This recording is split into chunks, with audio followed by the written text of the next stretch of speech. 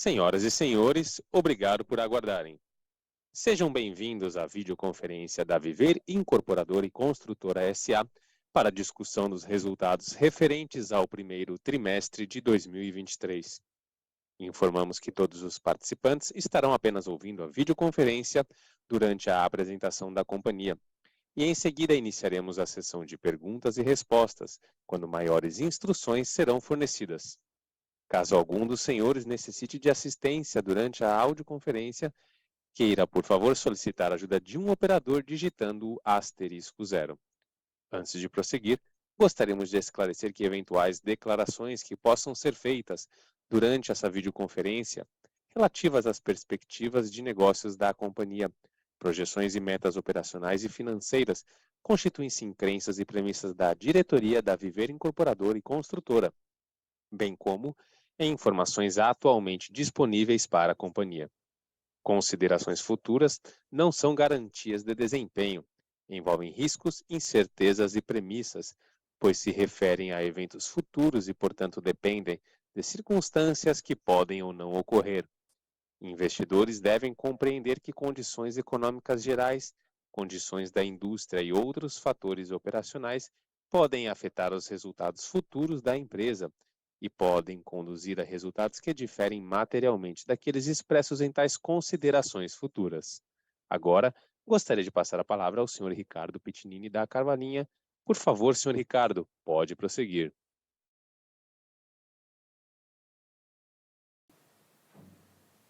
Olá, eu sou o Ricardo Pitinini da Carvalhinha, CEO da companhia.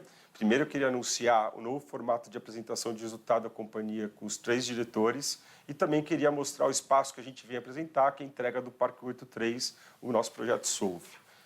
Indo para o primeiro slide, que é o sumário, primeiro a gente deve passar pelos destaques da companhia, logo em seguida o desempenho operacional, o desempenho financeiro e econômico e, por último, a gente vai abrir espaço para o Q&A das perguntas e respostas. Passando um pouco pelos destaques, são 8 destaques que a gente teve nesse trimestre. O primeiro destaque foi a reversão do patrimônio líquido da companhia para 33 milhões positivos. Isso é um fator muito importante para a companhia, não preciso nem comentar. Deve melhorar nossa análise de crédito, nosso crédito no mercado, a prospecção de novos negócios e o próprio resultado. O segundo destaque é a redução de 83% do endividamento, ao qual sobram apenas 47,9 milhões de reais de dívidas que são recorrentes da companhia, quer dizer, são dívidas referentes a obras da companhia que devem ser liquidadas no curto prazo, inclusive, conforme a operação. Em terceiro lugar, receita operacional líquida de 18,4 milhões de reais. Temos também vendas brutas de 24,1 milhões de reais, um crescimento de 104 milhões referente ao primeiro trimestre de 2022. Quitamos integralmente o FGTS. Aqui todos sabem o quão importante esse assunto na companhia. Era a última dívida financeira a ser estruturável na companhia. Essa é uma grande vitória, foi um acordo muito bem sucedido junto ao FGTS. E a gente teve a quitação plena e revogável dessa dívida, inclusive liberando algumas garantias da companhia. Em sexto lugar, a liquidação da série 1 da quinta debêntures, que foi justamente a entrada de um novo sócio na companhia, o BPS.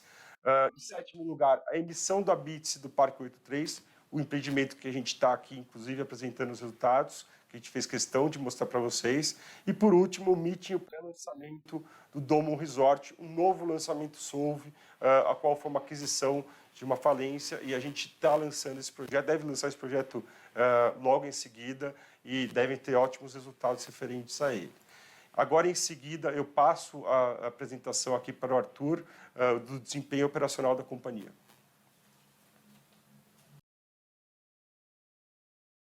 Olá a todos os investidores, eu sou o Arthur e recebo a palavra do Ricardo e vou falar sobre o desempenho operacional da companhia. No primeiro trimestre de 2023, fizemos venda superior a 24 milhões de reais, mais de 100% superior do que o mesmo trimestre de 2022.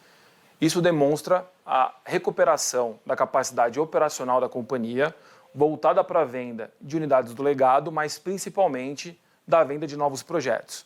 Inclusive um deles, o Parque 83, de onde a gente está fazendo agora a apresentação, projeto esse que a gente obteve o ABITSE, já citado pelo Ricardo. As vendas contratadas hoje são distribuídas em especial em projetos de médio padrão e projetos no Sudeste. As que são fora do Sudeste são projetos do legado. Os estoques da companhia ainda concentrados no Sudeste, em especial em São Paulo e também no Centro-Oeste, o Viver Fama, que fica em Goiânia. Sobre o Land Bank da companhia, parte do Land Bank está em desmobilização, projetos em especial fora do Sudeste, e os projetos que serão lançados a seguir, que eu falarei mais para frente, todos concentrados na região metropolitana de São Paulo.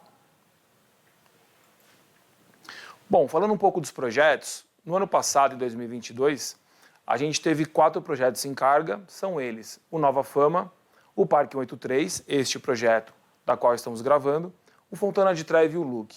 Todos eles entregando margens superiores, o que foram imaginadas inicialmente, e temos 4 parcerias feitas, 4 projetos em parceria, dos quais 3 projetos foram lançados e um deles, o La Vista Lapa, citado aqui à frente. Para esse primeiro semestre de 2023, temos 2 projetos que serão lançados. O Domo Diadema, um projeto em reestruturação que foi comprado na falência do Banco BVA, que a gente comprou em condições bastante convidativas, que serão lançados ainda no primeiro semestre, que eu estou usando a camisa aqui do pré-lançamento. E ainda nesse semestre faremos o lançamento, aí sim, com a Bandeira Viver, um projeto de incorporação tradicional, lançado na Vila Madalena, projeto de nome Station. Sigo agora, convido o outro diretor da companhia, Guilherme Gebara, para falar sobre o desempenho econômico-financeiro. Obrigado.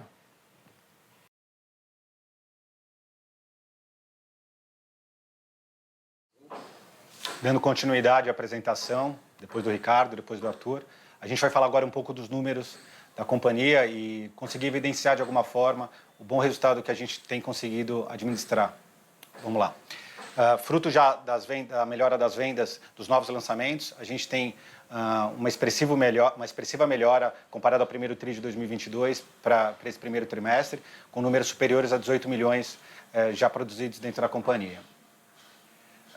Só um minutinho, passando para o segundo slide. Tão importante quanto vender, tanto importante quanto entregar, é a gente ter a manutenção das margens da companhia. Então, a gente consegue ver uma melhora expressiva das margens da companhia. No slide de baixo, a gente consegue ver dos dois empreendimentos, tanto Fama como o Parque 183, o quanto é visível a melhora da margem já no Parque 183, um novo lançamento já da nova gestão, que não faz parte do legado e faz parte do modelo Solvi de adquirir obras paradas e manutenção disso. Aqui as vendas já contratadas, tá? Então, em termos de repasse, o que está contratado para o ano, e um número bem expressivo, que corrobora com os números que eu já falei, que o Arthur mencionou das vendas brutas apresentadas e das receitas líquidas. Só passando aqui. Tá. Um caminho importante que a gente tem procurado dentro da companhia é ser muito diligente com o consumo de caixa da companhia. Aqui a gente tem um slide que trata bastante do G&A.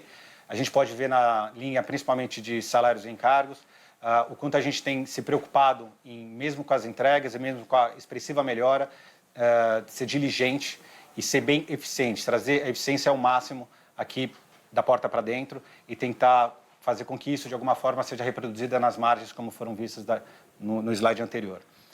Bom, é isso, são notícias boas e é um pouco do ritmo que a gente tem mantido aqui dentro da companhia. Eu vou chamar o Ricardo para ele dar continuidade e falar com vocês aqui. Obrigado.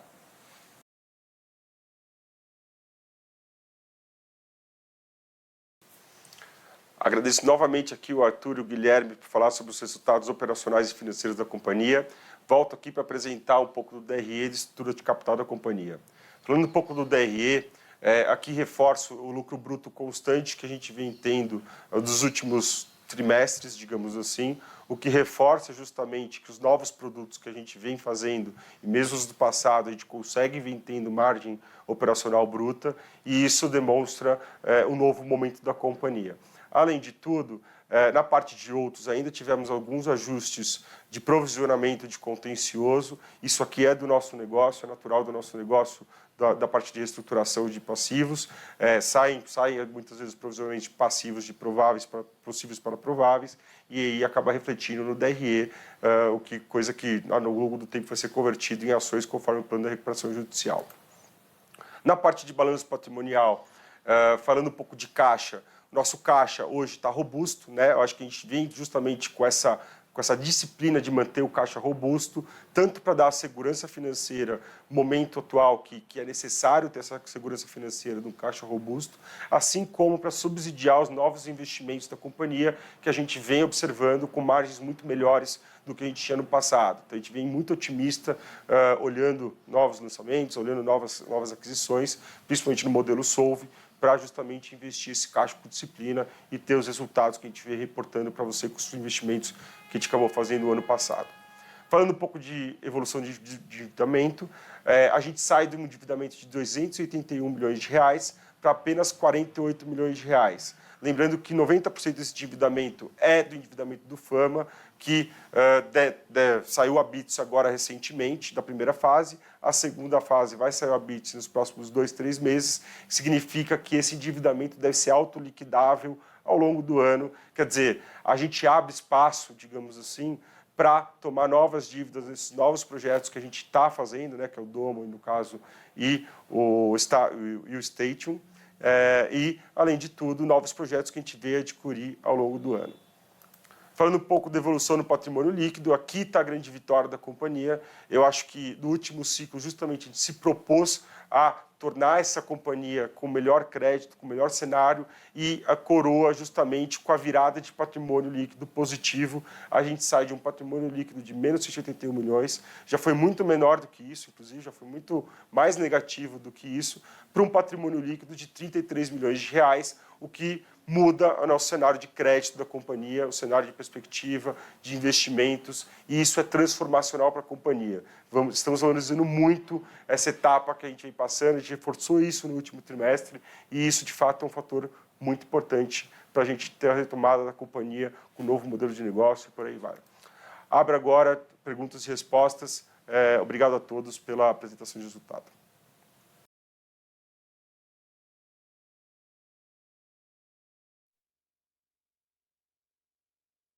Iniciaremos agora a sessão de perguntas e respostas.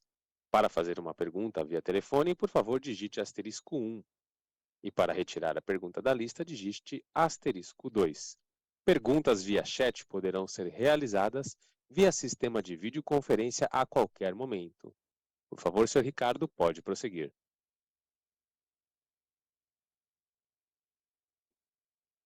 Bom, pessoal, obrigado a todos. A gente teve algumas perguntas via chat aqui, então vou acabar lendo elas e respondendo ao mesmo tempo, tá? Então, a primeira pergunta é sobre quando a gente teria resultados positivos na companhia. Eu diria que, de certo modo, num ponto de vista, a gente já vem tendo resultados positivos, né? Então, nossas margens brutas, assim como comentado ao longo do call de resultados, elas vêm sendo positivas de forma recorrente. Isso é um ponto muito importante para a companhia. Obviamente, nosso balanço ainda é muito afetado, né, pela questão de conversão dos créditos do legado, principalmente vinculados à recuperação judicial e créditos judiciais que demoram, digamos assim, para ser julgados e virar trânsito de julgado. Então, muitas vezes estão no possível, no provável, então acaba afetando na linha de outros que acaba sendo, digamos assim, ainda relevante no balanço, mas que não tem efeito caixa, né? E que acabam representando uma diluição muito pequena dentro das ações da companhia. Quer dizer, eles oneram um pouco tanto os acionistas quanto a companhia. É muito mais um procedimento, mas que acaba passando pelo DRE e acabam demonstrando alguns resultados negativos que são provindos de outras, né, outras situações. Então, e na prática, os projetos novos que a gente vem lançando e os que já estão em pauta, assim como a gente mostrou na margem REF dos projetos que estão hoje em pauta, todos são positivos. Quer dizer, isso demonstra, né, ou pelo menos a gente espera que no futuro os resultados de lucro bruto, a margem bruta continuará sendo positiva. Então, a gente está muito otimista com esse sentido. Mas é muito difícil prever, até porque é difícil prever a rapidez, digamos assim, da conversão desses créditos dos possíveis para os prováveis e a conversão dentro da RJ e por aí vai, né? Então, acho que é um pouco disso. Segunda pergunta aqui, se a gente já teve alguma sondagem para M&A, etc. A gente não tem hoje nenhuma conversa nesse sentido. Obviamente, já teve, né, tipo, sondagem do passado, mas muito pouco e coisa que a gente não vê quão produtivo. Então, hoje, a gente trabalha no nosso core business, que é o core business Solvo. É uma empresa de capital aberto que a gente fez estruturada. A gente passou um marco grande aqui nesse trimestre, né, que ele foi originado no quarto trimestre, mas ele acabou refletindo no primeiro trimestre desse ano, que foi a virada do patrimônio positivo, e mantemos em curso o nosso plano de justamente expandir esse negócio de margens melhores, esse ciclo mais curto, que é o modelo de negócio Solvo. Obviamente, ainda tem alguns projetos de greenfield bem direcionados dentro do nosso do que a gente se propôs, né, de fazer média renda em São Paulo, mas que são mais secundários, né? Então, acho que é basicamente isso. Tem uma terceira pergunta aqui sobre a Jive, né? Como que é a participação dela no mercado. A gente hoje não tem nenhuma diretriz da Jive, hoje ela tem aproximadamente um pouco mais de 10% do capital da companhia, né? Das ações da companhia, e a gente hoje não tem nenhum direcionamento se ela vai vender ou se ela não vai vender. Tipo, hoje a gente não consegue falar por eles, né? Digamos assim.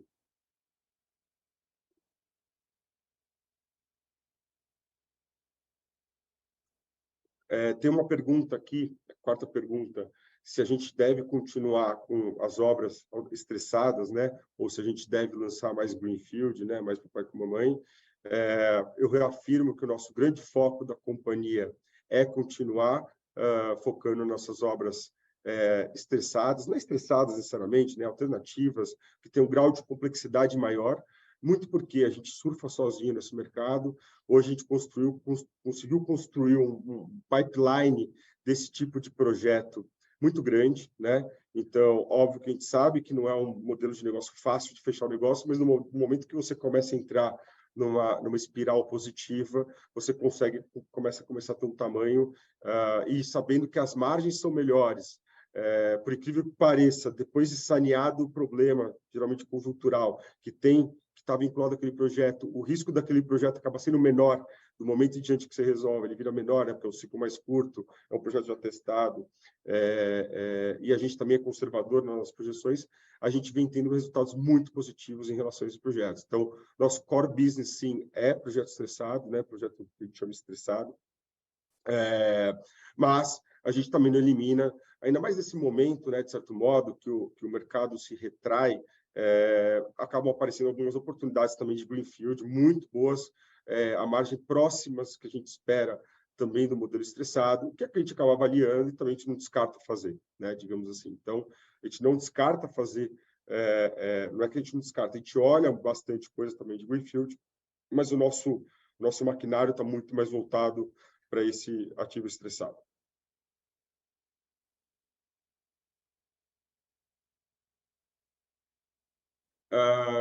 Aqui tem uma pergunta sobre as ações que a Caixa recebeu, né? Na verdade, que o FGTS recebeu em relação à conversão da dívida deles dentro da recuperação judicial, né?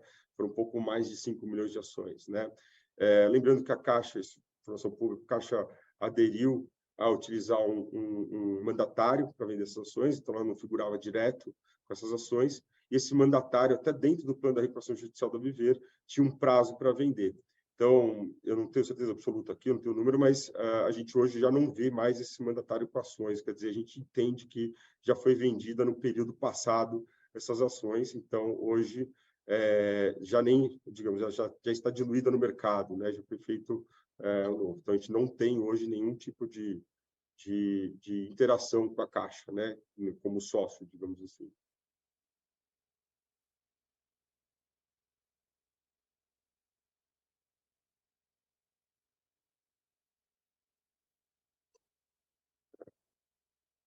Aqui estão perguntando, né, tipo, como a gente hoje olhando nosso balanço ele está positivo, mas ele ainda tem bastante, ele tem algum passivo que não é financeiro, inclusive, né?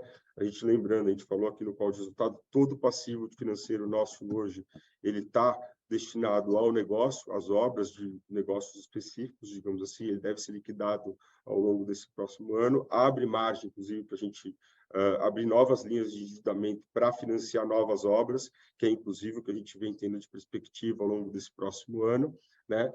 E uma outra grande linha de passivos é o contencioso, né, digamos assim, e grande parte desse contencioso é sujeito à recuperação judicial. Então, lembrando que esse contencioso sujeito à recuperação judicial, que inclusive já passou, digamos assim, pelo DRE, né, prejuízo passado, já foi bucado, já está lá no nosso balanço, ele deve ser ao longo do tempo convertido, né? A gente já fazem quase 5 anos que a gente aprovou a nossa recuperação judicial, né? Um pouco por aí, mais ou menos. Quer dizer, quanto mais tempo se passa, mais perto a gente está de converter todo esse crédito, né? Porque são processos judiciais, lembrando, antes de 2016, né? Que foi quando a gente entrou na recuperação judicial. Então, a gente entende que a gente está cada vez mais próximo de liquidando esse contencioso judicial ao longo do tempo, e essa liquidação desse contencioso judicial é via emissão de ação a 19,80, né? 19,80 sem considerar agrupamento. 19,80 quer dizer, é uma diluição ínfima dentro do capital social da companhia, influencia muito pouco na precificação da companhia, e por isso, de certo modo, tem essa sujeira no nosso balanço, né? Nosso balanço olhado, se a gente fosse olhar numa visão se a gente pegasse todo esse passivo aqui que está direcionado para a recuperação judicial e colocasse capital social com uma diluição ínfima dentro do número de ações que a gente tem, a gente veria que nosso balanço provavelmente estaria muito mais positivo do que isso, né? Isso a gente já demonstrou de algumas outras vezes dentro das apresentações de resultado e por aí vai. Então, é importante ter esse entendimento, a gente faz essa abertura no nosso ITR e também a gente tem o RI aqui para questionar, caso vocês queiram aprofundar, para poder precificar melhor o valor da ação. Tem uma pergunta aqui se a gente tem intenção de recompra de ações a preços atrativos. Hoje, não. Nós temos hoje todo o nosso caixa direcionado para, que a gente já falou, para preservar, digamos assim, a companhia nesse período de turbulência do mercado, né? A gente sabe o quanto o real estate sente com uma economia mais instável, com juros mais altos, com crescimento do desemprego, né? Então, a gente vê dessa forma que o caixa tem que preservar a companhia nesse sentido e subsidiar na aquisição de novos negócios, né? Se a gente pega esse caixa e destina para recomprar ação, a gente não faz novos negócios, né? É uma escolha de destinamento de caixa, né? E aí, no final do dia, não vira produtivo, digamos assim. A companhia, ela tem valor na sua perpetuidade, né? Digamos assim. Então, a gente entende de forma estratégica que o nosso caixa, a melhor forma de, digamos assim, gerar valor para os nossos acionistas é destinar na perpetuidade da companhia, é fazer o giro dela de novos negócios, com margens melhores e demonstrando que, digamos assim, essa primeira etapa, esse primeiro ciclo de reestruturação, de fato, cada vez fica mais longe, né? A gente teve alguns marcos grandes desse primeiro ciclo de reestruturação, a gente teve a saída da RJ, a gente teve resolução de vários projetos, todas as obras paradas e por aí vai. Mas acho que esse marco do PL virar positivo, ele é reflexo de vários outros pequenos marcos do passado, da saída da recuperação judicial. Então, hoje a gente está num marco diferente, estamos estudando qual vai ser o novo ciclo daqui para frente. Estudando não, né? Estamos direcionando esse novo ciclo para frente, dentro desse modelo de negócio, e a gente entende que a melhor destinação do caixa é justamente para isso, né? Para a gente perpetuar esse novo ciclo.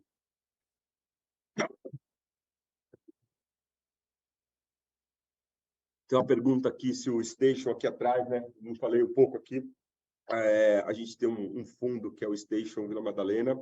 Esse foi um terreno, Greenfield, uns projetos que estavam nas nossas estratégias, que a gente adquiriu ao longo do ano passado, foram 4 lotes adquiridos, por isso ao longo do ano passado, que a gente deve lançar nos próximos meses, inclusive, já está tudo meio que pronto para lançar. É um terreno muito oportunístico, modelo Greenfield, sim, a passos do metrô Vila Madalena, literalmente passos, que a gente está muito otimista. Então, de novo, a gente hoje adquire ativos Greenfield, aqueles que têm o mais próximo possível das margens que a gente faz os stress, que são margens maiores do que a gente olha no mercado geralmente. Então, esse é o perfil do modelo do Station, que fica ali na Vila Madalena. Quem quiser saber mais, fica à vontade para contactar aqui a área de vendas, inclusive.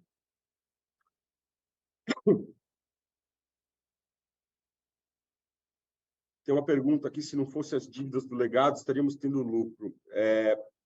Se a gente olhar no acumulado, né, num ciclo maior, com certeza sim, né?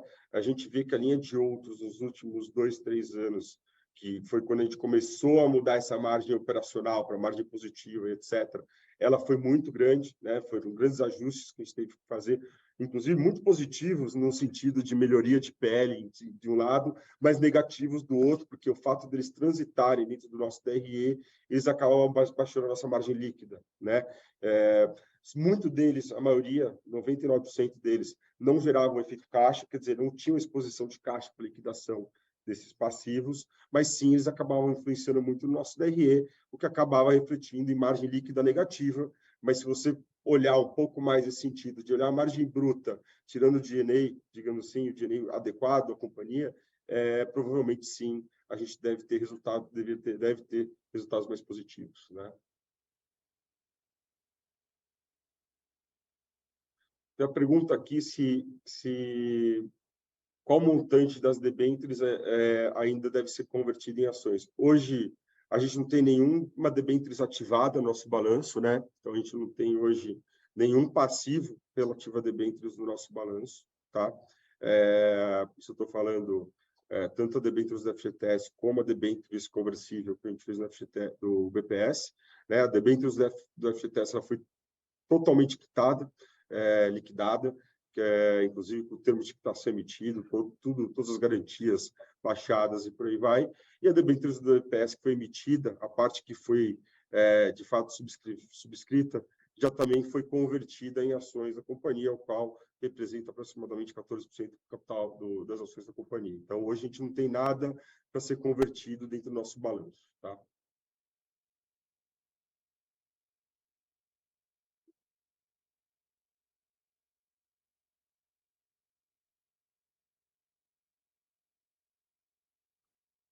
Aqui perguntam também sobre o terreno do Chácara, né, do Alfumares, que a gente sempre acaba falando um pouco. Esse é um terreno que é muito importante para a companhia, todos sabem, né? Ele tem um valor relevante dentro do nosso balanço, e é um trabalho que a gente vem fazendo, principalmente desde que a nova gestão chegou. Acho que a gestão antiga também trabalhou muito sobre ele, mas eu acho que a gente atacou, digamos assim, esse problema de novas estratégias, abriu o canal junto com a prefeitura, atacamos o sistema judiciário, porque é o que é justo, né? Inclusive, a gente tem todas as aprovações, todas feitas, foi questionada na justiça, a gente ganhou em segunda instância. Então, a gente vem atacando essa questão, é um ponto importante para a companhia, né? A gente não vem colocando ele de lado, pelo contrário, ele é um ponto estrutural na companhia, mas eu diria que hoje a gente já tem os caminhos, alguns deles, inclusive, né, algumas variáveis de caminhos para atuar em cima dele, para dar a resolução melhor possível para a companhia, e que a gente está otimista com isso, né? Otimista no bom sentido, né? De conservador, mas olhando as formas, a melhor forma de otimizar esse terreno para o capital da companhia, suportando a perpetuidade dela, né? Digamos assim. Então, eu diria que hoje está muito mais perto de uma solução, e não digo só em tempo, mas em termos técnicos mesmo, a gente está muito mais perto de uma solução do que a gente estava no passado, né?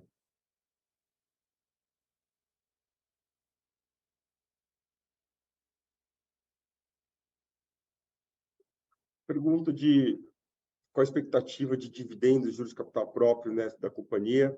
Eu acho que é isso, né? A gente ainda tem um ciclo aqui para finalizar, para resolver de passivos do legado, para poder começar a dar resultado líquido, né?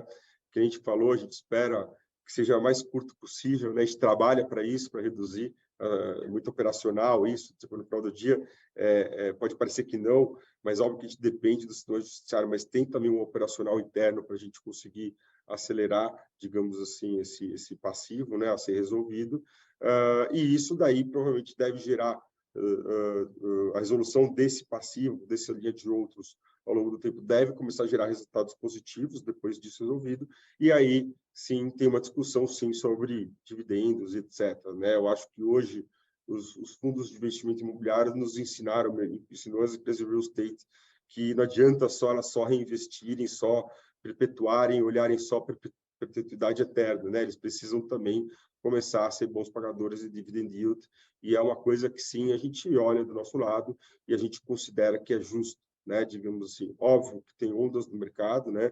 tem um mercado mais comprador de ativos, tem um mercado mais, digamos assim, realizador. Então, os ciclos vão, às vezes, se mesclar entre perpetuar e expandir versus distribuir os dividendos aos acionistas. Mas é uma coisa que a gente observa com muito carinho e eu, pessoalmente, acredito muito. Eu acho que esses são os sinais da companhia e a gente precisa retribuir os nossos acionistas com isso. Acho que uma última pergunta aqui, se vai ter nova subscrição. Eu acho que as subscrições que a gente tem previstas não tem nenhuma fora do que a gente já está acostumado dentro da recuperação judicial, né? A gente já fez 8 tranches, eu acho que 6 desde que eu estou aqui. 7 tranches, desculpa, 7 tranches, me corrigiram aqui. 7 tranches de conversão de créditos, né, dentro da recuperação judicial, foram 5 desde que eu estou aqui, 2 antes de eu estar aqui, mas 5 desde que eu estou aqui. É o que a gente fala sempre, né? Essas conversões, elas são positivas.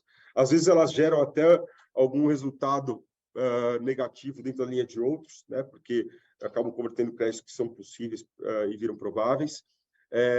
Mas, a grosso modo, eles são muito positivos, porque eles diminuem o risco da companhia, eles baixam passivos da companhia, eles baixam passivos judiciais da companhia e, além de tudo, melhoram o nosso balanço, né? Tipo, eles tiram passivos que muitas vezes estavam ou na linha de estavam bucados ou estavam mesmo nas notas explicativas e reduzem ele a capital social com uma diluição ínfima para o acionista atual, né? Então, lembrando, o plano foi aprovado a 19,80, hoje a ação está próxima de 40. Esse haircut a gente não buca no nosso balanço, porque foi aprovado no plano, mas na prática, tipo, esse credor acaba recebendo um pouco menos, né? Acho que é isso, pessoal. Acho que todas as perguntas foram respondidas. Agradeço novamente a todo mundo aqui a presença. Voltando, né? Esse trimestre foi um marco para a gente como companhia. É simbólico ter um patrimônio positivo, né? Um patrimônio líquido positivo é muito simbólico. O trabalho nosso se pautou nisso, né? Se pautou em reestruturar a companhia, buscar um novo modelo de negócio e perpetuar ele, digamos assim.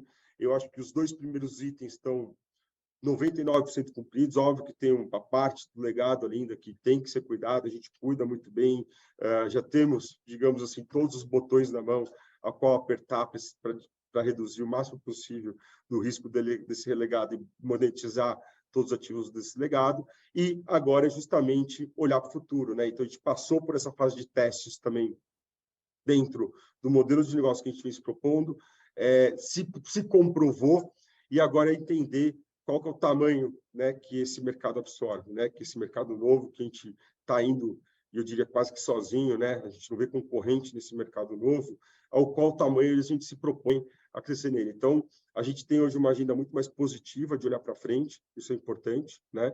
Agora é trabalhar e justamente trabalhando nesse crescimento com margens melhores e buscando uma vida mais saudável para a companhia.